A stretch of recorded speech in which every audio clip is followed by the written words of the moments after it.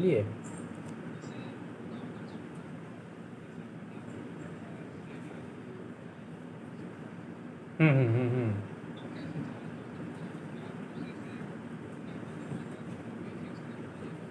By cell वाला ना, पुराना सोना खरीदने वाला।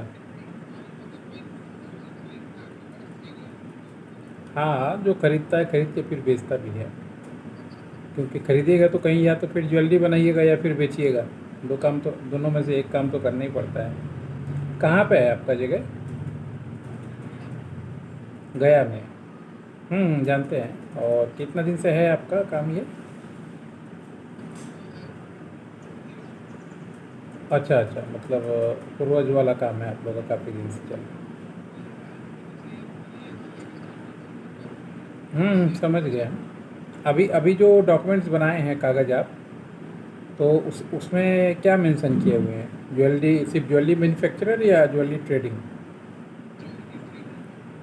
अच्छा अच्छा, तो देखिए सबसे पहले मान लीजिए इसका जो डॉक्यूमेंटेशन होता है ना, उसमें ये मेंशन होना चाहिए कि परचेज ऑफ ओल्ड गोल्ड या प्रीसियस मेटल। प्रीसियस मेटल लिखवाइएगा तो इसमें सिल्वर भी आ जाएगा और आपका गोल्ड भी आ जाता है, दोनों आ जाता है। परचेज एंड सेल दोनों उसमें लिखना पड़ेगा। और इसके बाद फिर जाके मतलब इसका कुछ सिस्टम होता है, इसके बाद जीएसटी में आप इसको मेंशन करवा के, और ज़रूरत पड़े तो आरसीएमसी लेके, ये 3 डॉक्यूमेंट ही चाहिए होता है, काम अपना स्टार्ट कर सकते हैं। आपको अपना ट्रेड लाइसेंस चाहिए होगा, बिहार में तो शॉप एक्ट चलता है, तो आपको शॉप एक्ट में अपना थोड़ा करवाना पड़ेगा और जीएसटी में मेंशन करवाना पड़ेगा। जो भी कंपनी आप बनाइएगा, जैसे मान लीजिए जो भी आप काम कर रहे हैं, तो उसके लिए तो आप ज़रूर ट्रेड लाइसेंस या शॉप एक्ट में रजिस्ट्रेशन होता है, ठीक है। तो उसमें ही आपका प्रीसियस गोल्ड का बाई एंड सेल दिखाना पड़ता है, जो नाम से भी आप कीजिएगा, जैसे अभी जो भी आपके नाम से है। हाँ हाँ, जीएसटी में लेना पड़ेगा। अगर पुराना जीएसटी है तो उसमें आप जो भी आपका सीए काम किया होगा या करता होगा, उसमें रिसाइकलिंग ऑफ गोल्ड या old purchase sale precious metal add करवा दीजिएगा, तो नया।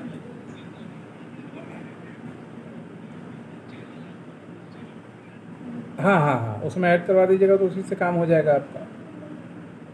और उसके बाद बोलिए। इसके बाद फिर देखिए यही है, करेंट अकाउंट से जो भी डील कीजिएगा करेंट अकाउंट से डील कीजिएगा, ठीक है।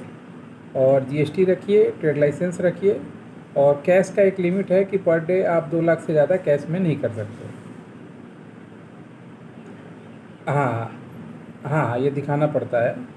और उसके बाद मान लीजिए इसमें मेन कहाँ पे इशू आता है, कि मान लीजिए आप किसी से सामान खरीद रहे हैं, ठीक है, तो आपका जो सिस्टम है वो थोड़ा सा ठीक ठाक होना चाहिए, क्योंकि बहुत सारा आदमी है जो चोरी का सामान, इधर उधर का सामान बेच जाता है।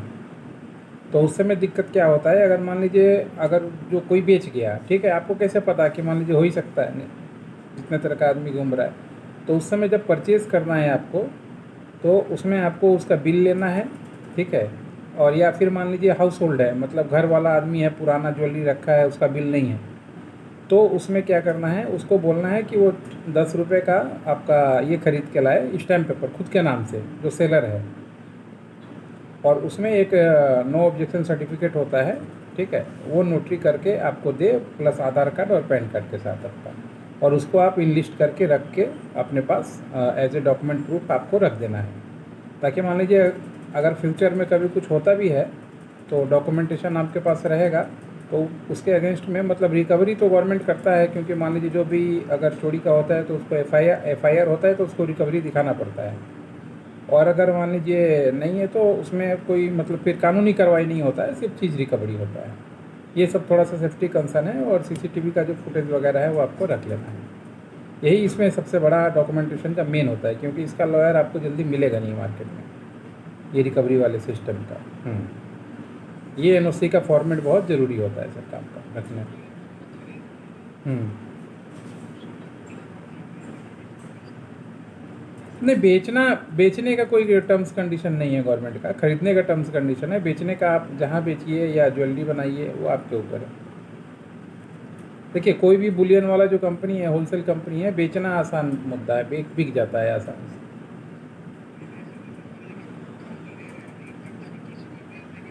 नहीं नहीं नहीं नहीं नहीं, आपको दिखाना पड़ेगा। कुछ का ज्वेलरी दिखाइए, ज्वेलरी बनाए हैं, या कुछ का आप बुलियन बना लीजिए, अपना ज़रूरत पड़े तो उसको मार्केट में सेल कीजिए।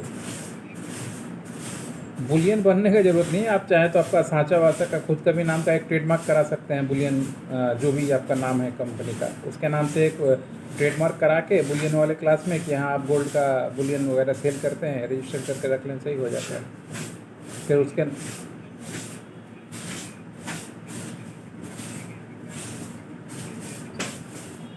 आप खुद भी बना सकते हैं। आप किसी और को क्यों दीजिएगा? आप अपने कंपनी के नाम का ट्रेडमार्क निकलवा लीजिए बुलियन का, और आप खुद बनाइए, खुद दीजिए। किसी और को देने का ज़रूरत क्या है? तो उसमें से जितना दीजिएगा वो तो नुकसान ही है आपका।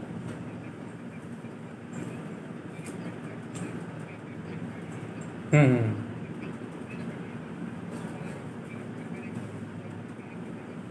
हाँ, अगर मान लीजिए आपके पास रिफाइन वाला नहीं है तो लोकल में जो छोटा मोटा जो रिफाइनरी करता है उन लोगों से करवा के आप अपने यहाँ रख के अपने नाम का बुलियन चलाइए। सिर्फ ट्रेडमार्क में एक बुलियन बना के, एक ब्रांड बना के रजिस्ट्रेशन करा लेना होता है। हाँ, बता सकते हैं। आपका थर्ड पार्टी जॉब आप बता सकते हैं, जो भी लोकल में रिफा नहीं, पक्का रसीद वो आपको थोड़ी देगा। आप अपना ही सामान तो दे के उसको रिफाइन करा के लिए है ना। रिफाइनरी का बिल का ज़रूरत नहीं है। मेन है आपका जो आपको बेचा है, ठीक है, उससे डॉक्यूमेंटेशन आपका होना ज़रूरी है, क्योंकि आप खरीदे हैं तभी तो रिफाइन कर रहे हैं ना। परचेजिंग का, हाँ हाँ, आराम से एक नंबर से ही तो बेच सकते हैं। बुलियन बना के खुद का ट्रेडमार्क करा के आप आराम से पूरा मार्केट में कहीं भी बेचिए। हाँ, बिकता है। जैसे मैं आपको एग्जांपल बताता हूँ, जैसे मार्केट बदलने का मतलब है कि हर एक चीज़ मार्केट ही है, चाहे पब्लिक को बेचिए, चाहे किसी बिजनेसमैन को बेचिए, चाहे किसी को बेचिए। जैसे अद्दमा गोल्ड है, कोलकाता का बहुत बड़ा कंपनी है। ये लोग सिर्फ मान लीजिए ओल्ड गोल्ड ज्वेलरी में ही सेल करता है, ये लोग परचेस करता है। तो ये लोग अपना मार्केट से खरीदता है, 10 पॉइंट बना के रखा है, फिर अपने यहाँ पे ला के उसका बुलियन बना के फिर जो ज्वेलर्स हैं उनको बेचता है।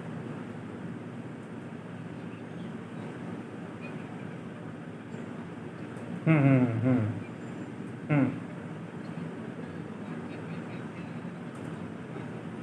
हम्म हम्म हम्म हम्म।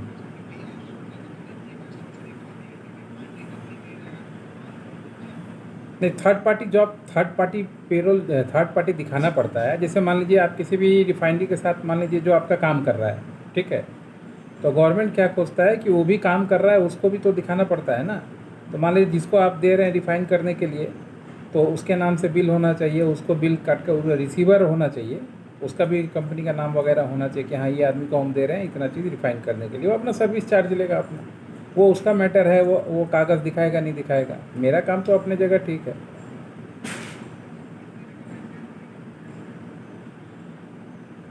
नहीं, देखिए, छोटा मोटा चीज़ का 10 ग्राम तक कोई चीज़ हिसाब नहीं होता है। उससे ज़्यादा रिफाइनरी का होता है तो रिफाइनरी आदमी ज़्यादा होता है, खुद ही दिखाता है, ठीक है, कि मेरा ही थर्ड पार्टी अपना अपना ज्वेलरी के बगल में हम रिफाइन करने के लिए रखे हुए हैं।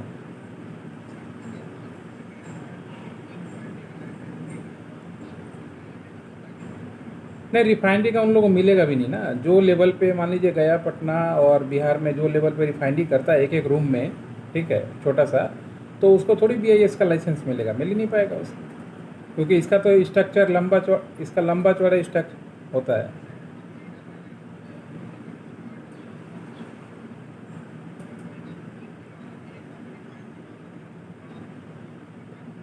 आपको देखिए इसमें होता क्या है, इसमें शो क्या करना पड़ता है कि जैसे जैसे मान लीजिए छोटा छोटा आ रहा है, 10 ग्राम 5 ग्राम, ठीक है, और आपको एक बड़ा कोई कंपनी पकड़ के रख लेना है जो ओल्ड गोल्ड का पूरा ज्वेलरी मतलब ये खरीदता है, ठीक है, और हाँ, रिफाइन करे या खरीदता है, और उन लोगों को बिल के साथ आपको बेच देना है। तो उन लोगों का खरीदने का चार्ज अलग होता है, बेचने का अलग होता है, आपको बिल काट के दे देगा।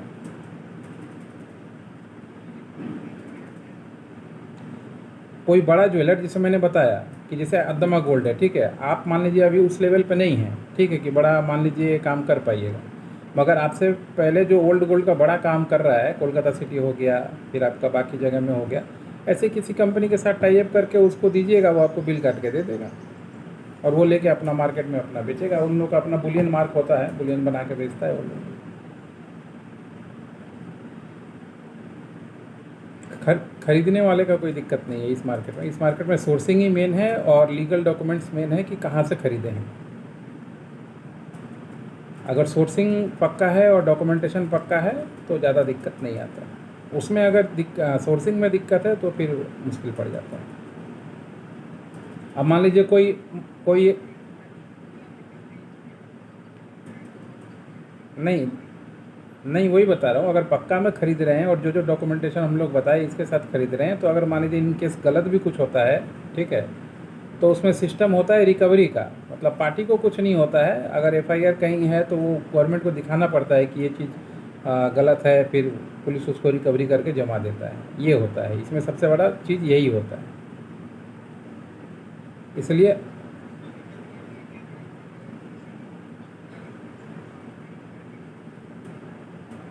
रिफाइन नहीं, हम आपको कलकत्ता में पार्टी दे देंगे, खरीदने वाला बहुत है।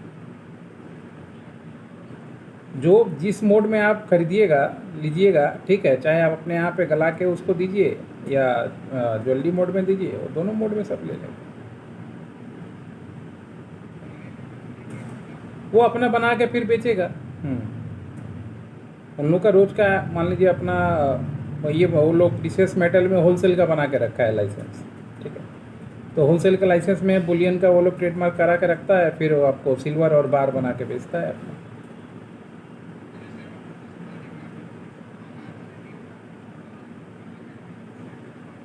हाँ, आप रॉ फॉर्म में भी बेच सकते हैं, बस प्राइस का आपको डिस्कशन कर लेना है कि जो आपसे खरीदेगा रॉ प्राइस में क्या खरीदेगा, रिफाइन में क्या खरीदेगा, सबका मान लीजिए अलग अलग रेट होता है।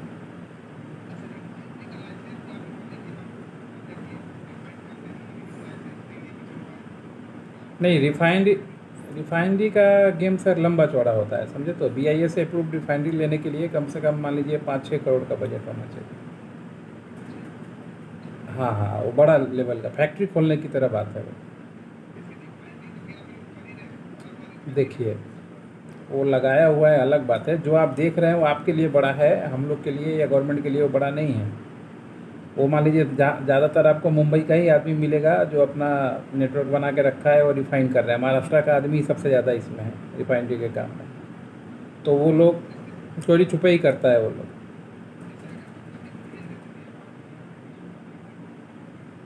हम्म।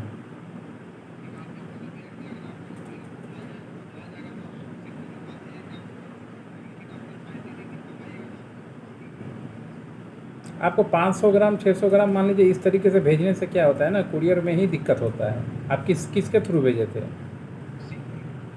हाँ, तो सिक्वल के थ्रू भी भेजिएगा तो उसका सिस्टम होता है, इतना दूर दूर भेजने का आपको होलसेल का ट्रेडिंग का फिर अलग सा दिखाना पड़ता है, बुलियन का कंपनी बनाना पड़ता है। फिर जाके वो 1 kg भी भेजिए, 5 kg भी भेजिए, रॉ मटेरियल बना के भेजिए, कोई दिक्कत नहीं है।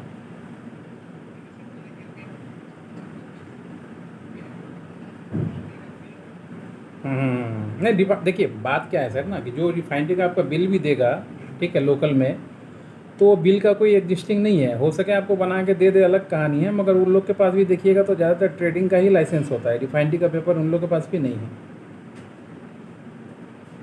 हम्म। नहीं नहीं, पटना लोकल में ही आपको तो बिक जाएगा। लोग कलकत्ता में बेच दीजिए, पटना में बेच दीजिए, उतना दूर बॉम्बे जाने का क्या ज़रूरत।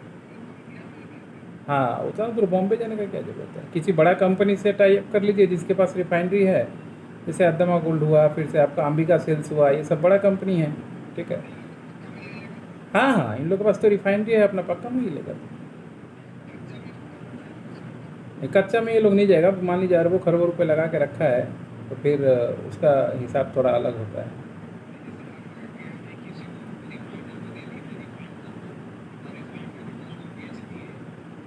ये लोग पक्का में ही लेगा आपसे।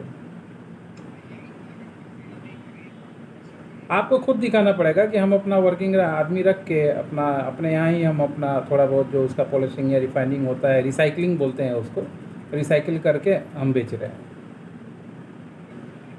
हाँ, रिसाइकिल बोलते हैं उसको, असल में रिफाइन वर्ड अलग हो जाता है, रिसाइकलिंग बोलते हैं उसको। हाँ हाँ हाँ, नहीं नहीं नहीं, अपने यहाँ ही रिसाइकिल कर रहे हैं, खरीद रहे हैं।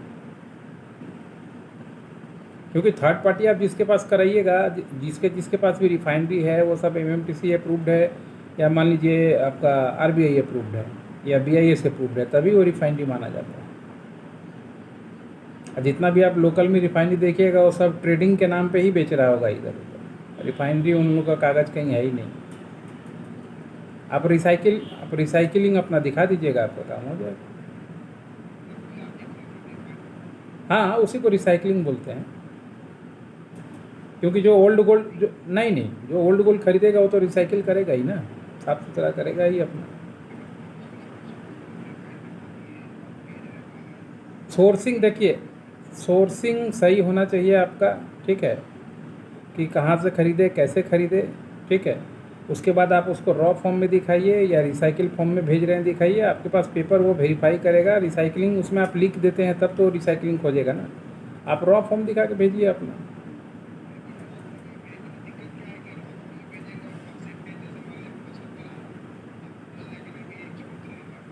वो नहीं, वो बात है, मगर उससे पहले मान लीजिए थोड़ा बात कर लेना पड़ता है, किसी बड़े कंपनी से सेटिंग कर लेना पड़ता है उस तरीके से कि मान लीजिए आप कागज़ दिखा रहे हैं अपना 74 वाला ही, और अपना एग्रीमेंट करके काम कर रहे हैं। क्योंकि जो भी लेगा वो तो अपना टेस्टिंग करके ही लेगा।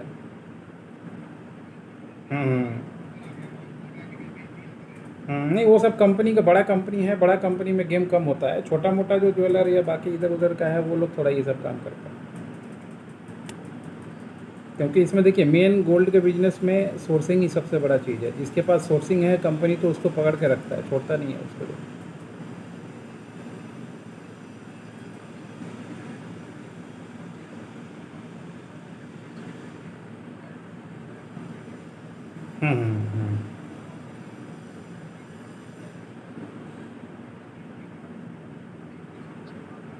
देखिए उस तरीके से काम करने से हमेशा थोड़ा सा इशू रहेगा। आप कोशिश कीजिए हमेशा 200-250 ग्राम कर करके 4 बार कीजिए, वो ज़्यादा ठीक रहेगा।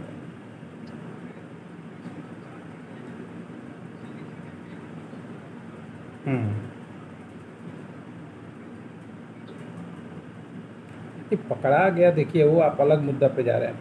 पकड़ा गया तो मान लीजिए कोई भी पकड़ेगा तो उसमें कागज़ देखता है, ठीक है, कि कौन पार्टी है, कहाँ से ख़रीदा है, किसको भेज रहा है। ये सबसे बड़ा इशू होता है। मेन पकड़ने का कारण क्या होता है कि मान लीजिए कहीं ये मतलब 2 नंबर का तो नहीं है, या ब्लैक में तो ख़रीदा हुआ नहीं है, ये सब चीज़ ज़्यादा इशू रहता है। रिफाइन करना, पॉलिश करना, ये सब सेकेंडरी मैटर होता है। मेन ऑब्जेक्टिव डीआरआई का वही होता है कि सोर्सिंग कहाँ से है, कौन ख़रीदा है, कहीं चोरी का सामान तो नहीं है या स्मगलिंग का सामान नहीं है, ये मेन होता है। देखिए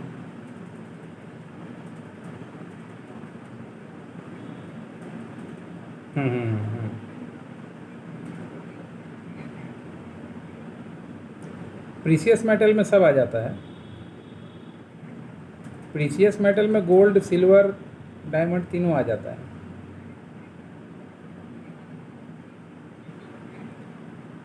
होलसेल दिखा दीजिएगा, होलसेल एंड रिटेल।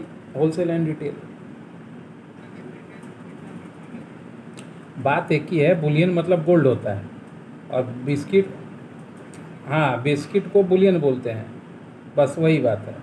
होलसेल में आप बुलियन भी कर सकते हैं, रिटेल भी कर सकते हैं, 50 ग्राम भी कर सकते हैं, 1 किलो भी कर सकते हैं आप। प्रीसियस, हाँ, और प्रीसियस मेटल मतलब तीनों हो गया।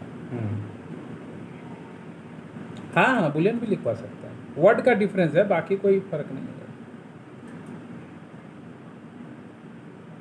नहीं, मेन देखिए हम तो लोग तो जानते हैं ना, सारा मेन इशू ही होता है इसी चीज़ का कि कहाँ से ख़रीदे हैं और उसका रिकॉर्ड क्या है, वो बहुत ज़रूरी चीज़ होता है। हाँ, ये अगर किसी के पास है तो ज़्यादा कोई दिक्कत वाला बात नहीं।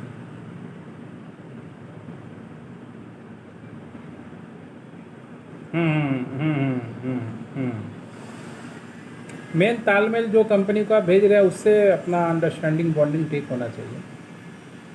मतलब ये प्योरिटी के मामले में, बाकी कोई इशू नहीं।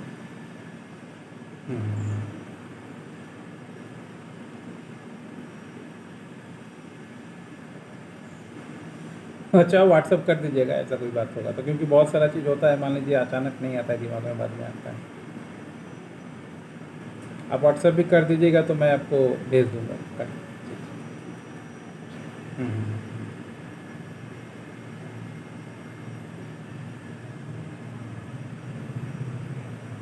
हम्म।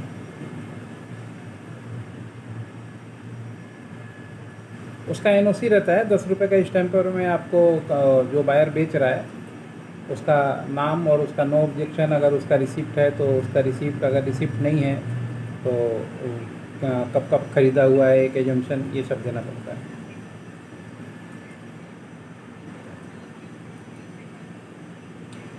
हाँ, जो खरीदिएगा आपका तो आप जब आप खरीदिएगा तो आप क्वार्टरली 15 मतलब 3 महीना 1 महीना में जब भी अपना आप जीएसटी फाइल करते हैं तो आपको फाइल करना पड़ेगा, उसमें दिखाना पड़ेगा।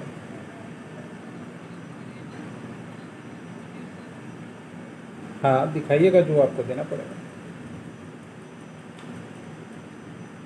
हम आपको 2-4 कंपनी का एग्जाम्पल भेज देंगे, ठीक है, जो बड़ा बड़ा इस पे काम कर रहा है उसको थोड़ा सा स्टडी कर लीजिएगा तो देखिएगा आपको और भी चीज़ क्लियर हो जाएगा। ये जो बताएं हम इसी के आसपास सब कुछ घूमता है, इससे ज़्यादा कुछ नहीं है इसमें। हम्म,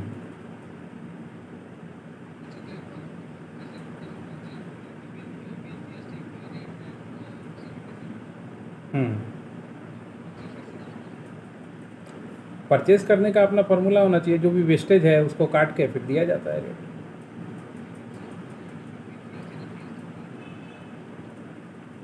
हाँ। हम्म। देखिए होता क्या है, मेनली अगर कोई कंपनी बेच रहा है तो वो तो अपना इनपुट क्रेडिट दिखा देता है, ठीक है, तो उसको मिल जाता है। पर्टिकुलर कोई आदमी बेचता है तो उसको क्या है, उसको जीएसटी नहीं मिलता है, गवर्नमेंट उसका पैसा खा जाता है, बस बात ये। मगर आपके पास नहीं रहेगा, आपको गवर्नमेंट को दे देना पड़ता है। हाँ, हाँ, हाँ, हाँ।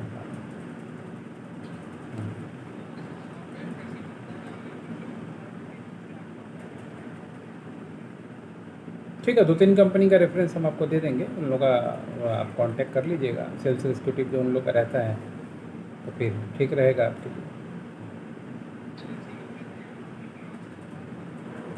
हाँ, व्हाट्सअप कर दीजिएगा, कोई दिक्कत नहीं, ऐसा कोई बात नहीं। Okay, okay.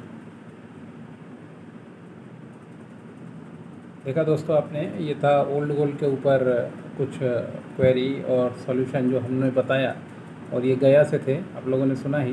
तो इनका क्वेश्चन तो आपने नहीं सुना होगा, मगर हम लोग का जो भी रिप्लाई है वो सुन के आपको आइडिया हो गया कि किस तरीके से ओल्ड गोल्ड ज्वेलरी सिस्टम का काम जो है होता है। आज के लिए इतना ही, नमस्कार।